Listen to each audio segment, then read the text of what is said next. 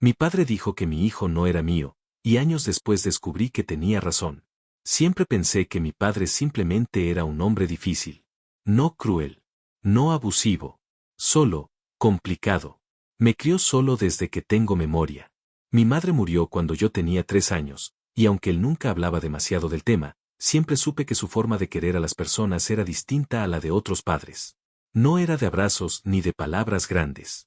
Era el tipo de hombre que demostraba amor arreglando cosas, levantándose temprano para trabajar y asegurándose de que yo tuviera todo lo que necesitaba. Durante muchos años fuimos solo nosotros dos. Y, a pesar de su carácter fuerte, siempre pensé que lo conocía mejor que nadie. Por eso nunca imaginé que algún día terminaría siendo la persona que más daño me causaría. La historia realmente empieza cuando yo tenía 10 años. Ese fue el año del accidente. Estábamos en un lago cerca de casa. Era verano y yo estaba obsesionado con saltar desde un viejo muelle de madera que todos los niños del pueblo usaban como trampolín improvisado. Había saltado varias veces sin problema. Hasta que una de esas veces calculé mal. Recuerdo el impacto, el agua fría, y luego el dolor. Después todo se vuelve confuso, gritos, gente corriendo, mi padre saltando al agua para sacarme. Pasé varias horas en el hospital esa noche. Los médicos dijeron que había sido un accidente serio, pero que había tenido suerte. Era niño, me recuperaría. Y eso fue todo lo que supe durante años. Crecí, volví a jugar, volví a hacer deporte, y ese episodio quedó enterrado como uno de esos recuerdos de infancia que parecen más dramáticos en retrospectiva de lo que fueron en el momento. Nunca volví a pensar demasiado en él. Mi padre tampoco hablaba del tema. Nuestra vida siguió adelante. Años después me fui a la universidad y fue allí donde conocí a Rebeca. Rebeca era exactamente el tipo de persona que hace que todo parezca fácil. Inteligente, divertida, el tipo de mujer que podía hablar con cualquiera y hacer que la conversación fluyera sin esfuerzo. Empezamos como amigos. Luego empezamos a estudiar juntos. Luego, sin darnos cuenta exactamente cuándo pasó, empezamos a salir. Nuestra relación no fue una de esas historias dramáticas llenas de peleas o reconciliaciones intensas. Fue más bien tranquila, natural. Como si, desde el principio, ambos hubiéramos asumido que íbamos a terminar juntos. Después de graduarnos seguimos juntos. Conseguimos trabajos en la misma ciudad. Nos mudamos a un pequeño apartamento. Y, 2 años después, nos casamos. Mi padre nunca fue particularmente efusivo con Rebeca. Era educado, pero distante. En aquel momento no le di demasiada importancia. Mi padre siempre había sido así con todo el mundo. Pensé que simplemente necesitaba tiempo. Cuando Rebeca quedó embarazada, yo estaba convencido de que ese sería el momento en que todo cambiaría. Un nieto tiene una forma especial de suavizar incluso a los hombres más duros. Y durante un tiempo pareció que tenía razón. El día que nació mi hijo fue uno de los momentos más intensos de mi vida. Sostenerlo por primera vez fue una sensación difícil de describir. Había algo profundamente primitivo en ese momento, como si todas las preocupaciones que había tenido hasta entonces se redujeran a una sola cosa: proteger a esa pequeña persona. Mi padre vino al hospital a verlo. Recuerdo perfectamente la escena. Estaba parado junto a la ventana, mirando al niño que Rebeca sostenía en brazos. No dijo mucho. Solo lo observó durante unos segundos. Luego dijo algo que en ese momento me pareció una simple observación. Es pequeño. Sonreí. Todos los bebés lo son. Asintió. No hizo más comentarios. Durante los primeros meses todo parecía normal. Mi padre venía de vez en cuando a visitarnos. Traía regalos para el bebé, se sentaba en el sofá con él en brazos y lo miraba con esa expresión seria que siempre había tenido. Pero con el tiempo empecé a notar algo extraño. Cuanto más crecía mi hijo, más incómodo parecía mi padre. Al principio pensé que era una impresión mía. Pero las señales empezaron a acumularse. Visitaba menos. Cuando venía, se quedaba poco tiempo. Y había algo en su mirada cuando observaba al niño que no supe interpretar durante mucho tiempo. Una mezcla de incomodidad y frustración. Rebeca también empezó a notarlo. Tu padre no me soporta, me dijo una noche. No es eso, respondí. Él es así con todo el mundo. Pero incluso mientras lo decía, no estaba completamente convencido. La tensión fue creciendo poco a poco. Hasta que un día, después de una discusión particularmente incómoda durante una visita familiar, exploté. Le dije algo que llevaba meses pensando. Nunca te ha gustado Rebeca. Mi padre me miró durante varios segundos antes de responder. Y cuando finalmente habló, dijo algo que en ese momento me pareció completamente absurdo. Algo que, durante mucho tiempo, me negué a creer. Pero que terminó siendo el inicio de la peor verdad que he tenido que enfrentar en mi vida. Porque lo que dijo fue, no es eso lo que me preocupa. Se inclinó hacia adelante, apoyando los codos sobre la mesa. Y entonces mencionó algo que yo llevaba más de 20 años sin pensar. El accidente que tuve cuando era niño. Actualización 1. Cuando mi padre mencionó el accidente, al principio pensé que estaba cambiando de tema. Ese tipo de cosas pasaban a veces cuando discutíamos. Él tenía la costumbre de traer recuerdos antiguos para justificar puntos que nadie más veía como relevantes. ¿Qué tiene que ver eso con Rebeca? Pregunté. Mi padre no respondió de inmediato. Solo me miró durante unos segundos, con esa expresión seria que siempre había tenido cuando estaba a punto de decir algo incómodo. Después de ese accidente, dijo finalmente, los médicos me dijeron algo que tú nunca supiste. Sentí una pequeña tensión en el pecho. ¿Qué cosa? Mi padre respiró hondo antes de continuar. Había una posibilidad de que no pudieras tener hijos. Durante unos segundos no dije nada. Luego me reí. No fue una risa genuina. Fue una reacción automática, casi defensiva. Eso es ridículo, dije. Tengo un hijo. Mi padre no se rió. La lesión fue seria, continuó. Los médicos dijeron que probablemente no tendría consecuencias permanentes, pero también dijeron que existía el riesgo. ¿Y decidiste no decírmelo nunca? Eras un niño, respondió. No tenía sentido preocuparte por algo así. Negué con la cabeza. ¿Y ahora sí tiene sentido? Mi padre no apartó la mirada. Cuando veo a ese niño, dijo lentamente, no puedo dejar de pensar en lo que me dijeron aquel día. Sentí como la conversación empezaba a volverse incómoda. ¿Estás insinuando algo? Estoy diciendo que deberías hacerte una prueba. La frase cayó en la habitación como una piedra. ¿Una prueba? De fertilidad. Me levanté de la silla. Esto es absurdo. Mi padre no elevó la voz. Tal vez lo sea. ¿Sabes lo que estás diciendo? Respondí. Estás insinuando que mi esposa me engañó. Estoy diciendo que hay cosas que no encajan. Eso fue suficiente para que perdiera la paciencia. Siempre has tenido un problema con Rebeca, dije. Desde el principio. Mi padre negó lentamente. No es Rebeca. Entonces, ¿qué es? Me miró fijamente. Ese niño se parece cada día menos a ti. La frase me golpeó más fuerte de lo que esperaba. No porque la creyera, sino porque, por primera vez, la idea existía. No vuelvas a decir algo así, respondí. Mi padre no insistió. Solo dijo algo que, en ese momento, me pareció una provocación innecesaria. Hazte la prueba. Si estoy equivocado, seré el primero en pedirte perdón. Salí de su casa esa noche furioso. Conduje directamente a casa, todavía con la conversación repitiéndose en mi cabeza. Rebeca estaba en el sofá cuando llegué. ¿Todo bien? Preguntó.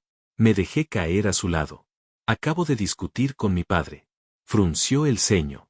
¿Otra vez? Asentí. Dice cosas absurdas. ¿Cómo qué? Dudé un segundo antes de responder.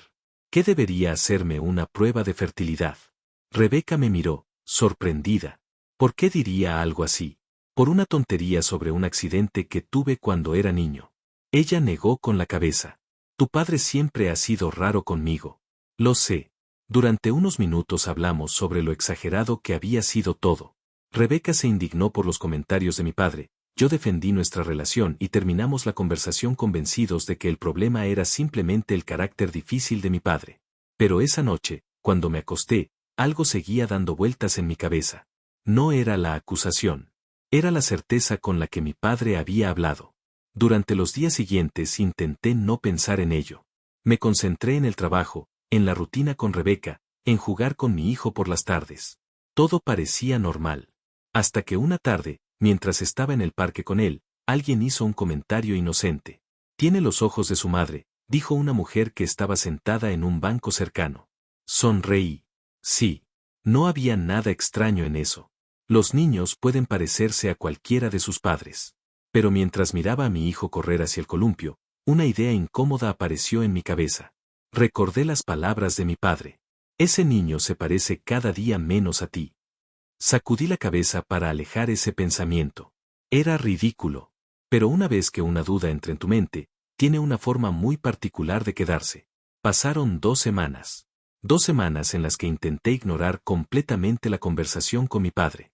Hasta que una mañana, sin decirle nada a nadie, pedí una cita con un médico. Solo para descartar la posibilidad. Solo para demostrar que mi padre estaba completamente equivocado. Eso fue lo que me repetí mientras esperaba en la sala del consultorio. Lo que no sabía en ese momento era que esa simple prueba iba a cambiar mi vida de una forma que jamás imaginé. Actualización 2. La cita con el médico fue más incómoda de lo que esperaba. No porque el doctor fuera brusco ni porque el procedimiento fuera complicado. De hecho, fue sorprendentemente sencillo. El médico era un hombre tranquilo, profesional, que parecía haber tenido esa conversación cientos de veces con otras personas. El problema era yo. Porque cada vez que respondía a una pregunta sentía como si estuviera traicionando a mi familia. ¿Por qué quiere hacerse esta prueba?, preguntó el doctor. Dudé un segundo. Podría haber dicho la verdad, que mi padre había insinuado algo horrible sobre mi hijo. Pero pronunciar esas palabras en voz alta hacía que todo pareciera más real. Solo quiero revisar mi fertilidad, respondí finalmente. Tuve un accidente cuando era niño y alguien mencionó que podría haber consecuencias. El doctor asintió. Entiendo. Tomó algunas notas, revisó algunos antecedentes médicos y luego me explicó el procedimiento. En unos días tendremos los resultados. Salí del consultorio con una sensación extraña.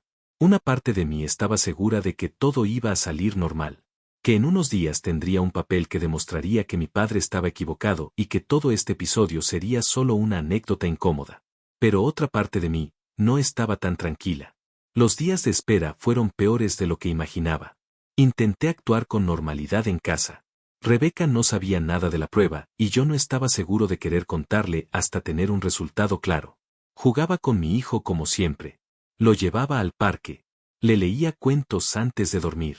Lo cargaba cuando se quedaba dormido en el sofá. Todo era igual. Y al mismo tiempo, algo había cambiado.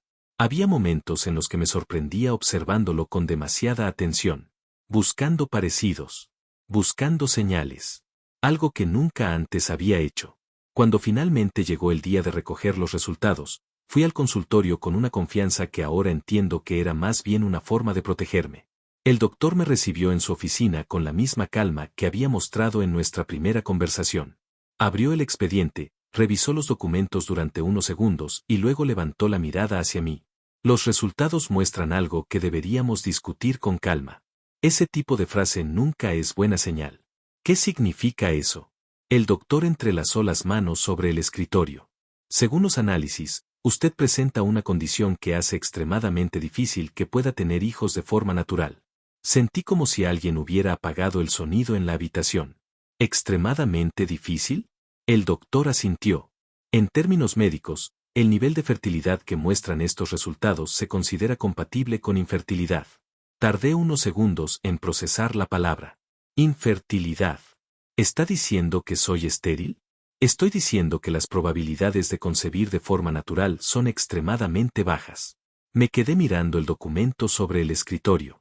Pero tengo un hijo. El doctor asintió de nuevo. Es raro, pero no imposible. Esa frase me dio una pequeña esperanza. ¿Entonces podría ser mío? El doctor no respondió de inmediato. En medicina existen casos extraordinarios, dijo finalmente. Pero si desea eliminar cualquier duda, la única forma definitiva de saberlo sería mediante una prueba de ADN. La frase quedó suspendida en el aire. Una prueba de ADN. Asentí lentamente. Entiendo. Salí del consultorio con los resultados en un sobre que parecía pesar mucho más de lo que debería. Conduje hasta casa sin encender la radio. Durante todo el camino repetía la misma idea una y otra vez. Es raro, pero no imposible. Cuando entré al apartamento, Rebeca estaba en la cocina preparando la cena. ¿Cómo te fue hoy?, preguntó sin mirarme. Bien. Guardé el sobre en un cajón antes de que pudiera verlo. Durante la cena hablamos de cosas normales, el trabajo, los planes del fin de semana, las pequeñas rutinas de siempre. Pero mi mente estaba en otro lugar. La prueba de ADN. La idea aparecía una y otra vez. Podía hacerlo. El doctor había dicho que era la única forma de eliminar cualquier duda. Pero cada vez que imaginaba ese momento, sentía algo muy parecido a culpa. Porque hacer esa prueba significaba algo muy claro. Significaba que estaba dispuesto a cuestionar la fidelidad de mi esposa. Significaba que estaba dispuesto a dudar de la relación que habíamos construido. Y, quizás lo más difícil de admitir, significaba que estaba dispuesto a mirar a mi hijo y preguntarme si realmente era mío. Durante varios días intenté ignorar esa idea. Me convencí de que el doctor había sido claro, los resultados hacían la concepción difícil, no imposible. Eso era suficiente. Eso tenía que ser suficiente. Pero la duda es una cosa peligrosa. Una vez que aparece, empieza a crecer en silencio. Hasta que llega un momento en que se vuelve imposible ignorarla. Y, al final, llegó el día en que tomé una decisión que jamás pensé que tendría que tomar. Compré un kit de prueba de ADN.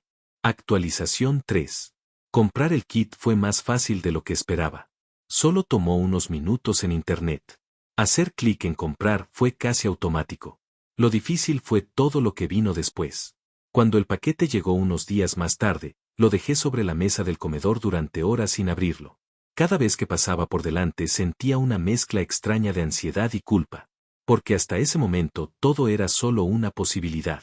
Mientras la prueba estuviera en la caja, todavía podía decidir no hacerla. Todavía podía seguir viviendo con la duda. Pero una vez que la hiciera, ya no habría forma de volver atrás. Esa noche Rebeca se fue a dormir temprano. Yo me quedé en la sala mirando televisión sin prestar atención a nada. El paquete seguía sobre la mesa. Finalmente lo abrí. El procedimiento era sencillo: un hisopo para recoger una muestra de saliva, instrucciones claras, un sobre para enviarlo al laboratorio. Me quedé mirando las instrucciones durante varios minutos. Luego fui al dormitorio. Mi hijo estaba dormido en su cama, abrazando uno de sus peluches. Tenía la boca ligeramente abierta, respirando con esa tranquilidad que solo tienen los niños pequeños. Me quedé mirándolo más tiempo del que quería admitir. Porque en ese momento la duda se sentía como una traición. Ese niño confiaba en mí completamente. Para él, yo era su padre. No había ninguna pregunta al respecto. La pregunta era solo mía. Volví a la cocina con el hisopo en la mano. Tomé mi muestra primero. Después regresé al dormitorio. Con cuidado, sin despertarlo, tomé la muestra que necesitaba. El proceso tomó menos de un minuto. Pero cuando terminé, sentí algo extraño. Como si hubiera cruzado una línea invisible. Sellé el sobre y lo dejé listo para enviarlo al día siguiente. Los días de espera fueron peores que los de la prueba de fertilidad. Porque ahora ya no había probabilidades abstractas. Había una respuesta concreta esperando en algún laboratorio. Durante ese tiempo intenté actuar con normalidad. Jugaba con mi hijo, hablaba con Rebeca, seguía con mi rutina diaria. Pero por dentro había algo que no dejaba de repetirse. ¿Qué pasa si no es mío? Intenté prepararme para esa posibilidad.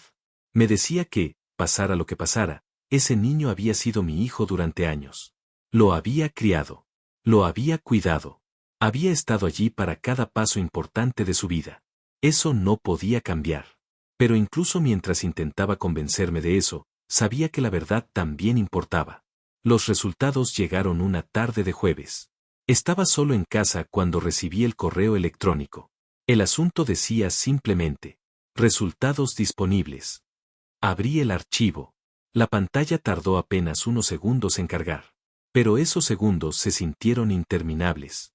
Y luego vi la frase: clara, directa, imposible de malinterpretar. Probabilidad de paternidad, 0%. Me quedé mirando la pantalla durante un tiempo que no puedo medir.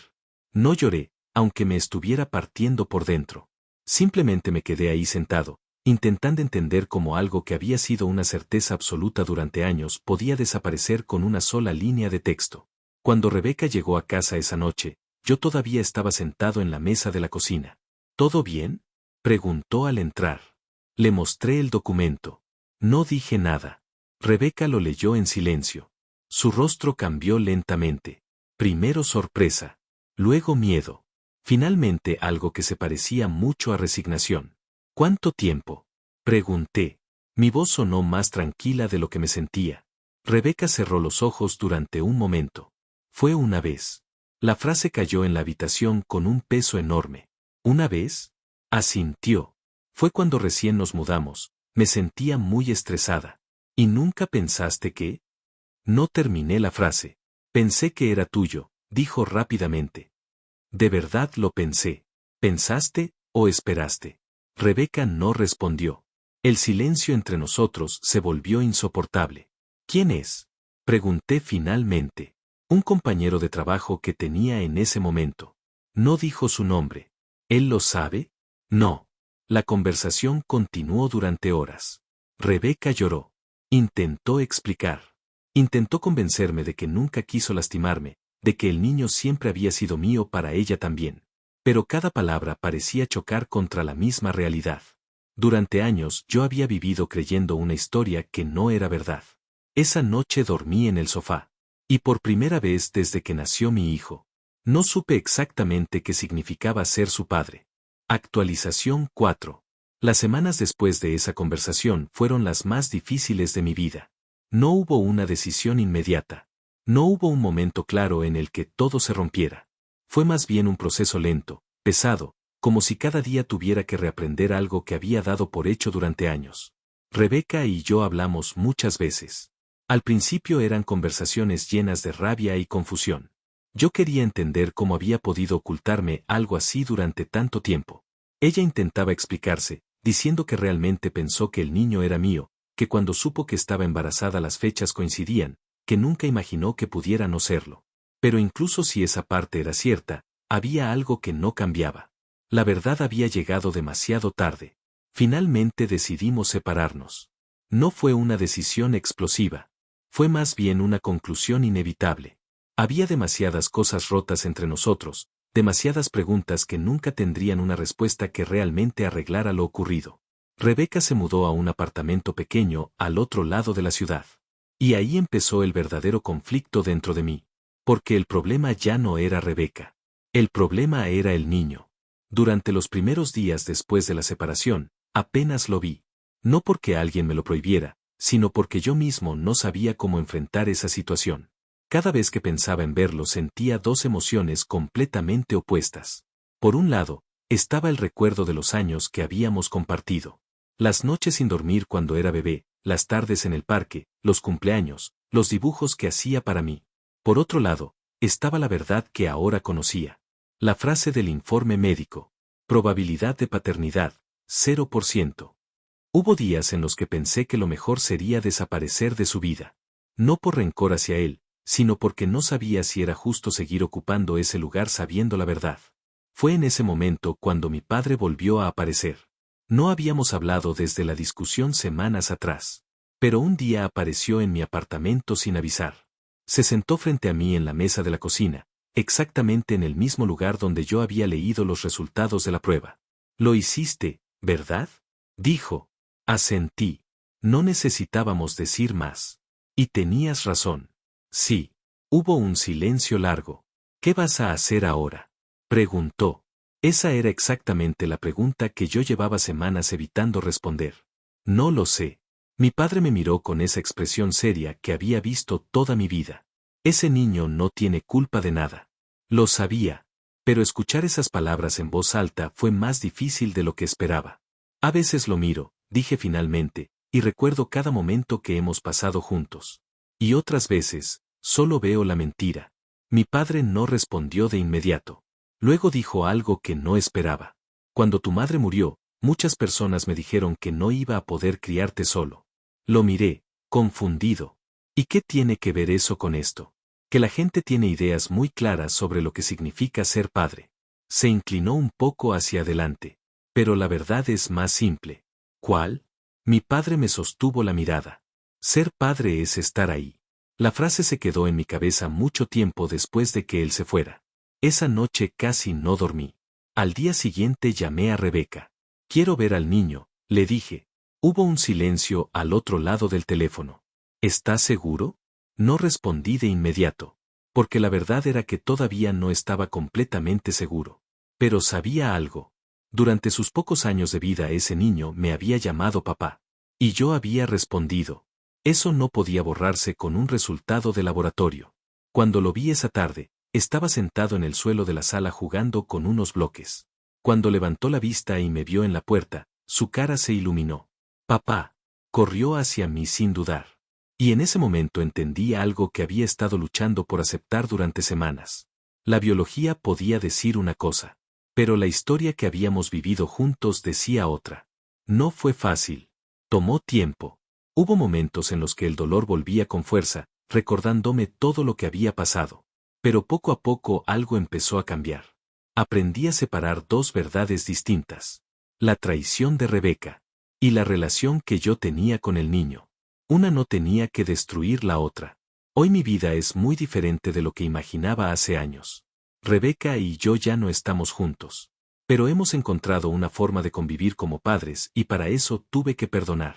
Y sí, sigo llamándolo mi hijo. Porque al final entendí algo que me tomó demasiado tiempo aprender. Ser padre no siempre es cuestión de sangre. A veces es simplemente cuestión de quedarse.